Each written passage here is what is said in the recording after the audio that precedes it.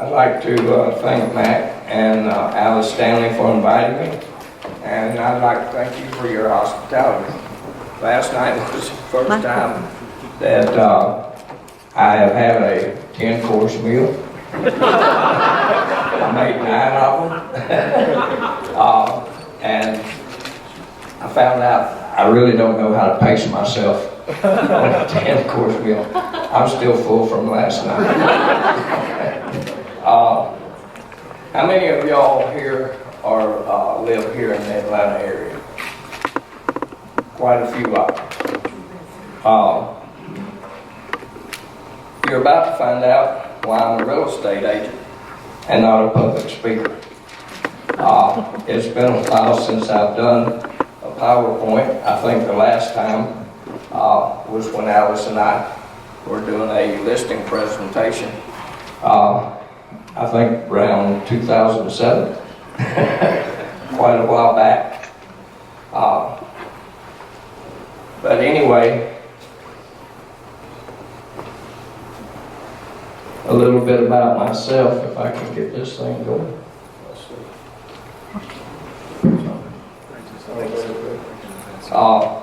I am a native Georgian. I was born in Macon, about 100 miles south of here.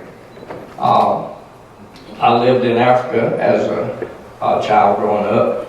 I went to a British high school, and it was the only high school in the country called Malawi, that was for Europeans or non-natives. So I went to school with a lot of different cultures, and it gave me a greater appreciation for how the rest of the world lives, not just the Americans. I'm married with 2 sons and 3 grandchildren, 2 boys and 1 girl. She's the only girl in the family, so you know she's not spoiled. My older son is not a very big disciplinarian, so she's a little wild. In fact, my wife asked her one day, she said, "Paige, don't you know how to behave?" And Paige said, "Yeah, Grandma, but I'm not very good at it." And she was right. I was employed by Beltine for 32 years, retired in '04. I found out I had a little cancer on my vocal cords, and I was going to have to do the radiation thing and get rid of it. And I've been there for 32 years, and it's like, if I want to do something different with my life, it might be a good time to get on with it. So I got rid of the cancer, had 32 treatments. Nice thing about it is I haven't shaved under here since '04. I just trimmed the bottom. This doesn't grow. So there are advantages to radiation. After I retired from Bell South, I got into real estate in '04. That's where I met Alice. We were both with Harry Norman Realtors at the time. I'm a member of the Northeast Atlanta Metro Association of Realtors, the Georgia Association of Realtors, and the National Association of Realtors. And as he said, I specialize in residential, but I also do commercial. I cover North Georgia and Metro Atlanta. I have had listings all the way from Hiawassee, Georgia, down to South Georgia in Leesburg. So somebody asked me, where do you practice real estate? And I tell them, I'm licensed in Georgia. So if there's somebody that needs my services, I'm there to provide them. Enough about me. Let's go on to the next slide. Whoops. If you could go to number 3. Okay. Let's talk a little bit about the Beltline. As you've heard, it's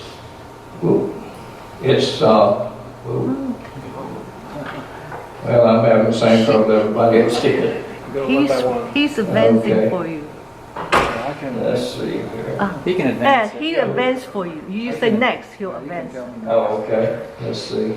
So you don't touch that thing. I was trying to find the pointer on the, okay. Let's see if I can find Pointer. No, you don't touch. That's the back. yeah, The it's, middle one. The middle. yeah, it's not.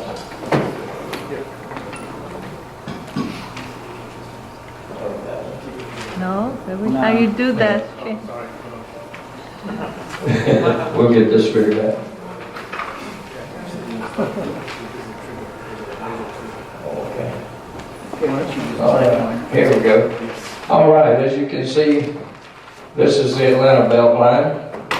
It's kind of a perimeter inside the perimeter of 285. Give you a little closer perspective, you can see it goes all the way, started on the east side and goes all the way around through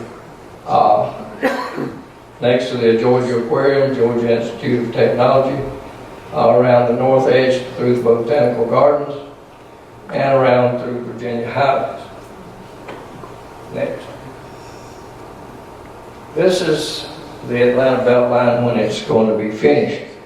As you can see, the blue is the mortar lines, and the red are the walking trails. And as you can see, we've got a bunch of little chutes off of there so folks can walk tomorrow. And of course their thing is no cars or less cars. So once we get this completed, you'll be able to walk to MARTA stations or the light rail and on to regular MARTA lines. All right, now we're going to go through some of the neighborhoods and take a look at the different areas, neighborhoods, the transportation, parks and museums, schools, public and private, restaurants and events, and challenges, and the future. Okay. There are 45 neighborhoods, one Atlanta Beltline community. See how the neighborhoods are connected by walking on the trail, taking a tour, or visiting a park. Alice and I took the bus tour. It's usually on Saturday. It lasts about 3 hours, and a very interesting tour if you ever want to spend a nice Saturday morning. Okay, the first one that we're going to look at, and I'll show you some houses along these as we go, but I want to go over some of the areas. The first one, Next. Yeah, we're going to go through, let's see, is that, can we back up one? Okay. All right. First one is West End. In 1868, the residents of the area received a charter and renamed the community West End after London's Trinity Theatre District. In 1870, George Washington Adair and Richard Peters joined forces to form the Atlanta Street Railway Company as a way of providing easy access from Atlanta to the West End suburbs. Next, we have Capitol View. And let's see. I told you it's been a while since I've done this.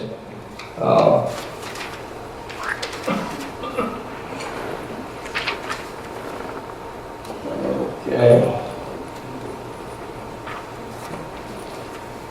Let me get organized a little bit here.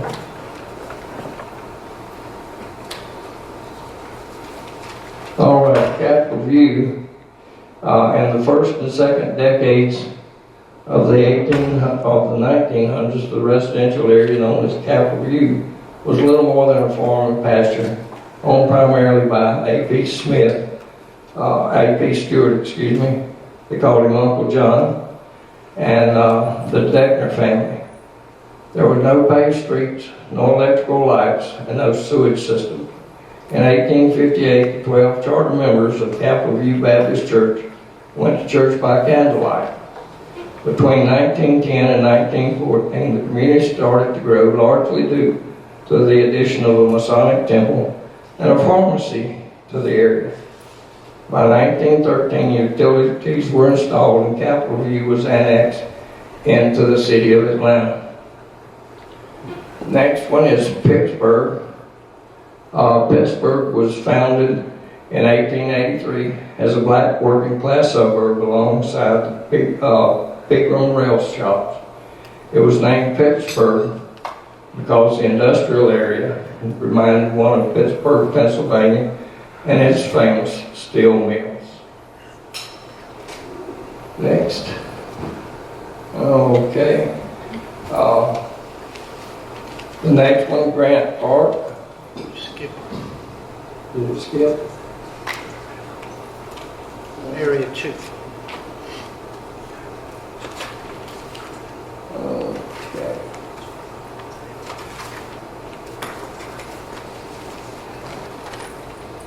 Grant Park was named after Lemuel L.P. Grant, a civil engineer for the Georgia Railroad, who has been called the father of Atlanta.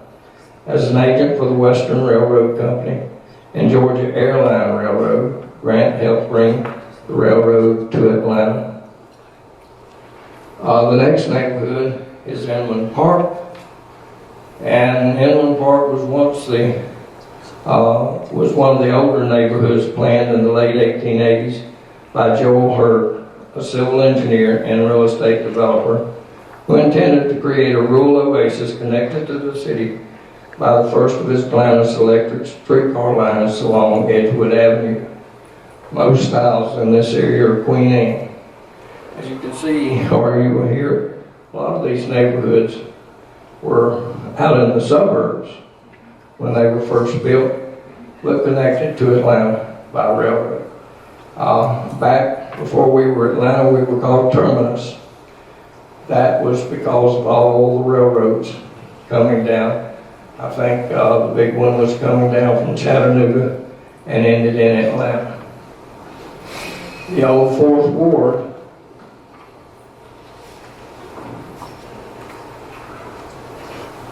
was best known as the birthplace of Martin Luther King, one of the oldest and it owes its name to a city ordinance adopted by the city council in 1854. That divided Atlanta into 5 wards. The wards and the names changed, and only this area retained its name of the old Fourth Ward. Next neighborhood is Atlantic Station. And Atlantic Station is a very unique place. It was 138 acres and was developed by the Atlanta Hoop Company, established in 1901. They made cotton bell ties and barrel hoops. Eventually, Atlantic Steel Mill took over, and by 1952, they had over 2,000 employees. They produced poultry and field fencing nails, rivets, and more, and continued into the 70s, but eventually shut down. It shut down in 1990 as the competition at home and abroad intensified. Plans were developed in 1997, and it opened in 2005, and it's the nation's largest urban brownfield redevelopment, or it was at the time. Okay, here are some of the homes I wanted to show you along the Atlanta Beltline, and it'll give you an idea of the diversity of architecture, if nothing else. If you look on the left side, that is currently on the market. It's at 509 Angier Avenue in the old Fourth Ward, and it currently is on the market for $400,000. When I looked up the after repair value, if someone purchases this house, fixes it up, they should be able to sell it for around $545,000. What we call having a little meat on the bones. So you can fix this up and make a tidy little profit. It's a 100-year-old bungalow, and it's only a short walk to the Beltline and the Ponce City Market. It has high ceilings and tons of light, plus opportunity to expand living space from permanent staircase into attic. It's renovated with a full bath with new sinks, toilet, beadboard, and additional half bath plumbing off the laundry room. And of course, anything near the Beltline, prices aren't going down. Not anytime soon. Now the house on the right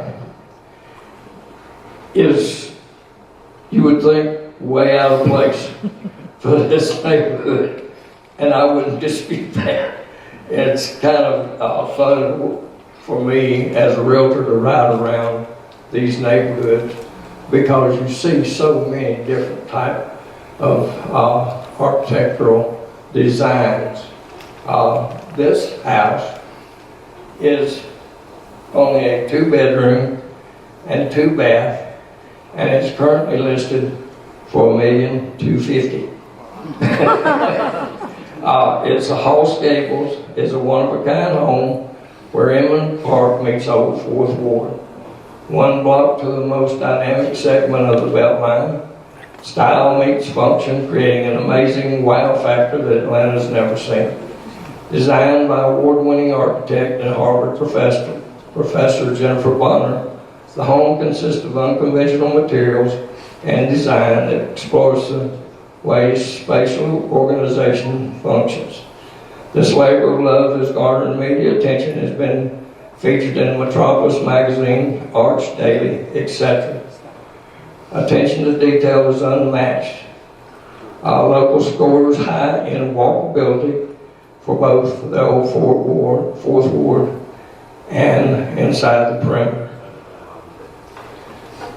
Like I said, you can have that many. The schools in that area are anywhere from C+ to A-. So schools are different. And that's one thing that you will notice anywhere you go. As more affluent people move in, they demand more. Schools improve. Everything else seems to improve. Next, we have the West End. We've got a couple of houses here. The first house is a 3-bedroom, 1-bath. And it says nice 3-bedroom, 1-bath home in West End. Good floor plan with big rooms and space to add a second bathroom. Hardwoods, high ceilings, fireplace, front porch overlooks corner lot, and it's near the Beltline.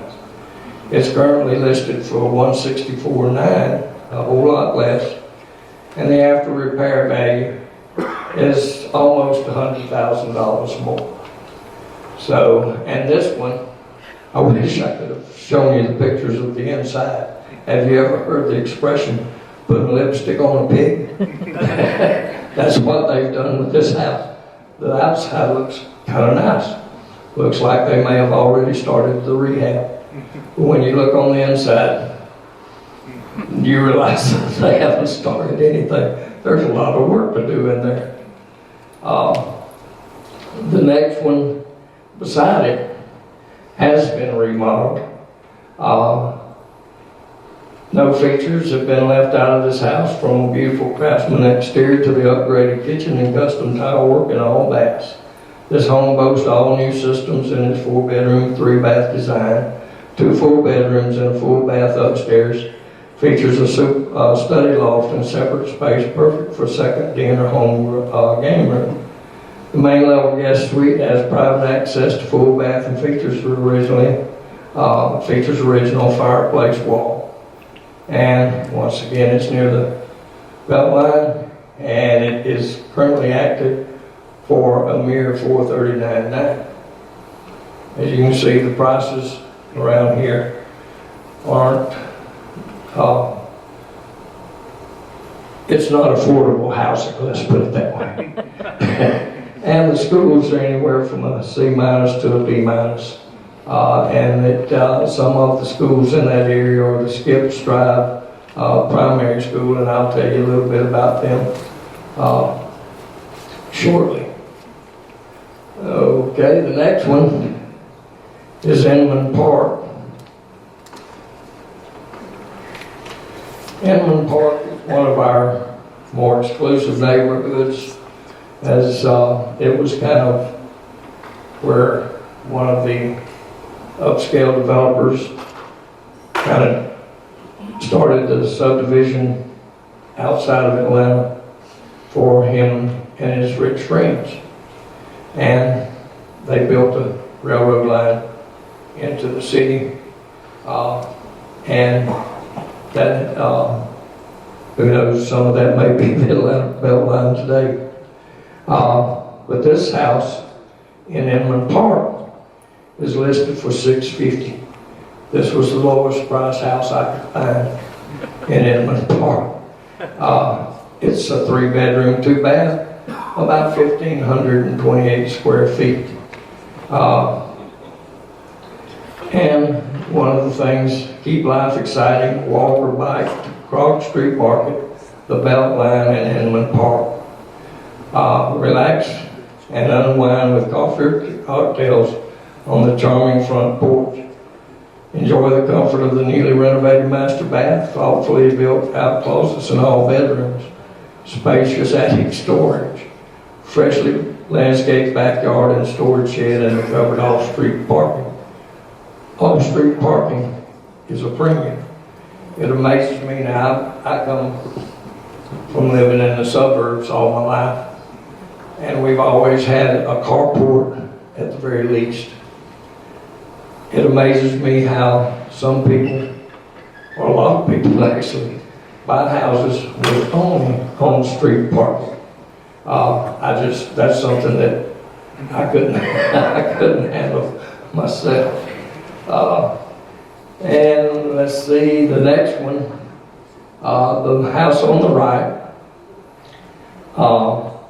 This house is 5-bedroom and 4-bath, and has a list price of $1,550,000. And guess what? In 38 days, it went pending. They have a contract close to that price. A+ location in the heart of Inman Park, steps to Freedom Park, Path, Beltline, Krog Market, Inman Village, and more. That's part of the reason it costs so much. This sprawling home boasts multiple covered porches, open light-filled contemporary interior, separate living and dining, eat-in chef's kitchen, overlooking large family room and private courtyard for entertaining. Beautiful master suite with sitting room, fireplace, and sleek bath with heated floors. Finished lower level includes theater room, bonus storage, and a separate apartment with rental history. Private entry, perfect for Airbnb. Office or in-law, large rear play yard. Schools in the Inman Park area go from anywhere from an A- to C+. So schools are fairly decent in the Inman Park area. Once again, there's a lot of people there. If you live in Inman Park, chances are you're sending your kids to a private school anyway. All right. Next is Grant Park.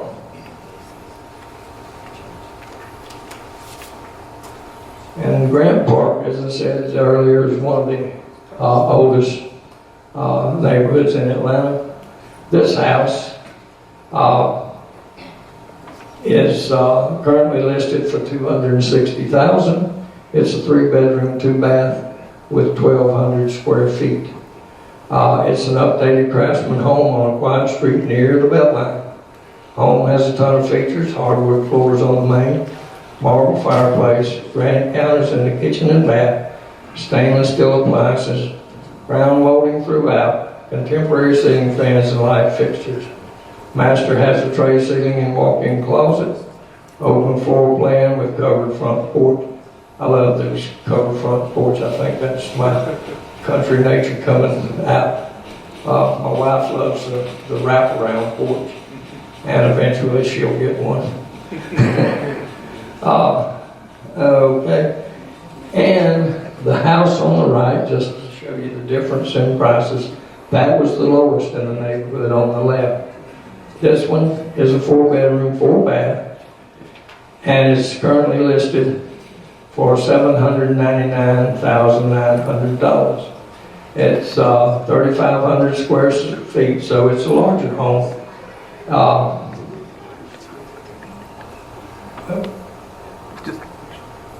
Okay.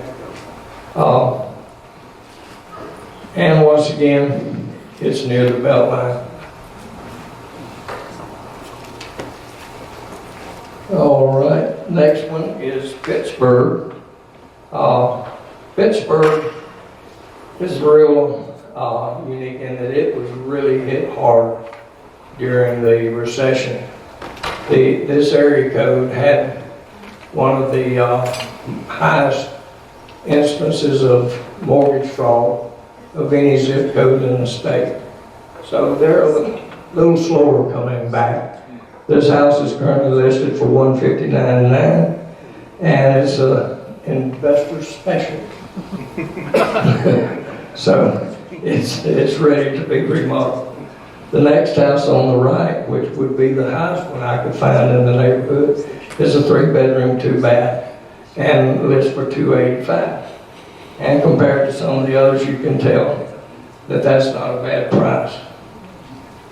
All right, moving on to Capitol View. This is more on the south part of the Beltline. It's a 2-bedroom, 2-bath, and is active at $219,900. It's a 1920s built brick bungalow, and the square footage on it is only 1,154 square feet. The one on the right, which would be the oldest or the highest house, is 345. It's a 3-bedroom, 2-bath with 2,000 square foot, which in Atlanta is not a bad square footage. And once again, walking, you can enjoy walking the dog, bike riding, and jogging because it's near the Beltline or on the Beltline. Okay. And the last but not least is Atlantic Station. And you can see that there's a lot of difference in what you can get on the Atlanta Beltline. And okay, the house on the left has already sold. It was the least expensive I could find, and it sold. It's a 5-bedroom, 3-bath with 2,900 square feet, and it sold for $596,000. Quite a bit of difference from some of the others you see. And the house or the condo on the right, this one I picked because of it only being a 2-bedroom, 2-bath with 746 square feet, which to me is a tiny house. It's listed for $564,900. So quite a bit of difference in those prices. But those are the type of houses you will find around there. The transportation, as you've heard earlier, is by MARTA train, 33 miles of light rails connecting existing MARTA train buses. Now we have bikes, we have scooters, and by the way, I turned 70 in a couple of weeks, and I'm going down and I'm riding one of the real for my 70th. And it's truly a no-car community. The Atlanta Beltline, Inc. has announced the lineup for the 10th year of art on the Atlanta Beltline. The 10th anniversary of the exhibition will feature a variety of sculptured murals, events, and performances, including the second iteration of Beltine walls. Muralists will paint between the days of July 21st through today on the Northeast Trail behind Mason Fine Art Gallery. The period will culminate in a festival to celebrate art on the Atlanta Beltline on August the 3rd, or today. Additionally, art on the Atlanta Beltline, the beloved Lantern Parade, will return on Saturday, September 21st. And it's my understanding that it is similar to the Chinese Lantern Festival next.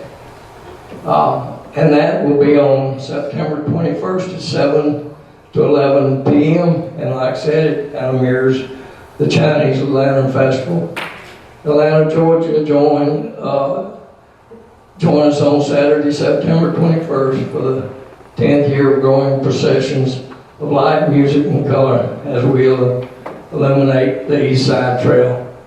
Art on the Atlanta Beltline celebrates the voices, experiences, and values of all Atlantans through the work of hundreds of visual arts performers and musicians along the Atlanta Beltline corridor, touching almost 20 in-town communities.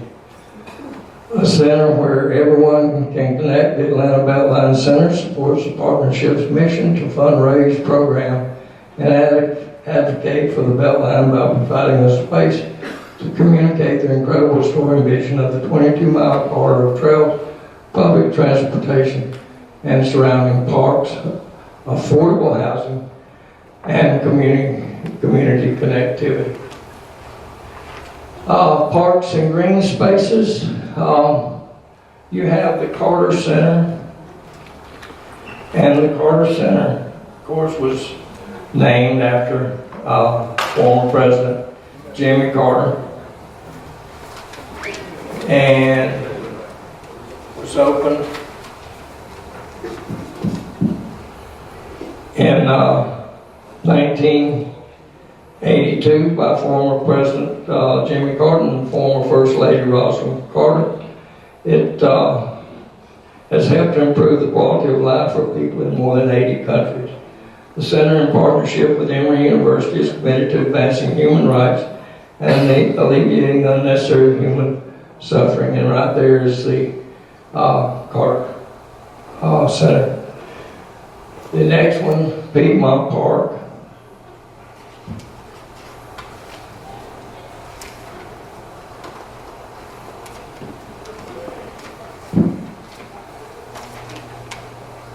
The Piedmont Park of today began with the Cotton States International Exposition of 1895.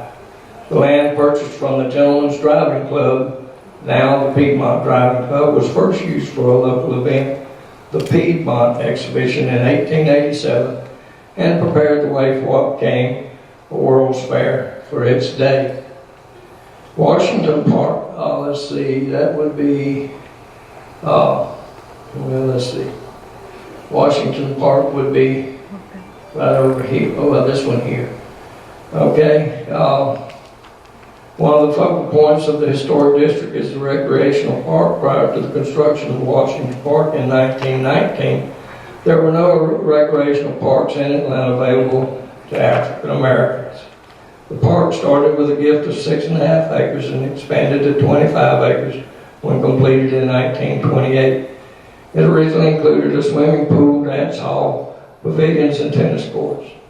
The Washington Park neighborhood has retained many of its landscape features. However, mass transit projects, modern residential construction, and subsidized housing has caused loss of some historic fabric. And then you have D.H. Stanton Park, which is right here. A fully renovated and expanded City of Atlanta park. D.H. Stanton is the first energy cost neutral park in the City of Atlanta and among the first in the country. This was achieved through the use of photovoltaic solar panels that act as a shade structure, and you can see those right there. The solar array generates enough energy to power 10 homes and is sold back to Georgia Power, offsetting the entirety of the park's energy costs. Okay, schools and universities. We have the upcoming Howard High School. It hasn't had any students in the school for more than 40 years. And then the city, or the Board of Education, decided to reopen it. It's played a role in educating a young Dr. Martin Luther King Jr., former Mayor Maynard Jackson, and NBA legend Walt Frazier. I think everybody recognizes those. And they have decided to open it back up it's going to be opened up as a middle school instead of a high school to help alleviate some of the overcrowding in Inman Park. Maynard Jackson High was a girls' high school, and then it turned to, in 1986, the name changed to Southside High School, and then in 2008 it was renamed Maynard H. Jackson High School to commemorate the city's first black mayor. Booker T. Washington High School was built in 1920 and has some outstanding graduates of its own. They include Dr. Martin Luther King, Romay T. Powell, a judge, Dr. Asa Yancey, a surgeon, and Dr. Mabel Smith Locke, a psychologist. And then you have the Kips Drive charter schools. They are located in the West End and Westview neighborhoods. And they were founded in 2009. And they currently have 320 students. And they have grades 5 through 8. And this is to help prepare them for high school, for college. Then we have the Georgia State University. It's one of our public research universities. And then, of course, you have Georgia Tech. I've noticed that quite a few of you have been to Georgia Tech. As a Georgia Bulldog fan, I won't talk about football. All right. And then, let's see, go to the next one. Restaurants. One of the things, if you go around the park, you can find quite a few restaurants in the Prague Street Market and Ponce City Market. And if you want to go online to Zagat, you can find 12 best places to eat near the Beltine. Alice and I went there. Oh, I've got to mention the Wabao. Alice has been trying to teach me 2 weeks. And so far I haven't found any place that serves this, but I'm going to get Alice to take me one of these days. So. What's the name of the restaurant? Ama Taiwanese Kitchen. Oh, I'll let her say. All right. We do have some time constraints. We do have some constraints. Okay. All right. Let's see. Changes and challenges, or challenges and futures. Gentrification. We are the 4th fastest city, but Atlanta passed a law that if you stayed in your house or lived in your house for more than 7 years, you can ask for them to keep your existing tax rate. This is to help alleviate some of the gentrification problems we've had. When you see some of these folks move in, the tax bills more than double because they have remodeled and sold a lot of these houses, and some of them just could not fit in or couldn't pay their bills, so they had to sell and move. Fortunately, with this law, that'll help alleviate some of that. Schools and crimes perceptions are not necessarily reality. We hear a lot of bad things about crime in Atlanta. Every city has crime. The perception is worse than reality, really. So, when you go down in some of these areas, you see people walk around at night. I have a friend of mine that lives downtown Atlanta. He said he has never felt one bit apprehensive when he's gone out. There's a grassroots movement to make neighborhoods and government accountable. And that's one thing that people with money do. They move in, they demand more. I remember this was years back. We had tried to get fire department out in the country. They didn't want to build a fire station out there. And then a rich guy's house burned down. Shortly thereafter, there was a fire station real close by. So these are the things that, in a way, the gentrification isn't good, but things that folks demand. Improve does help. Next. Okay. Do we have any questions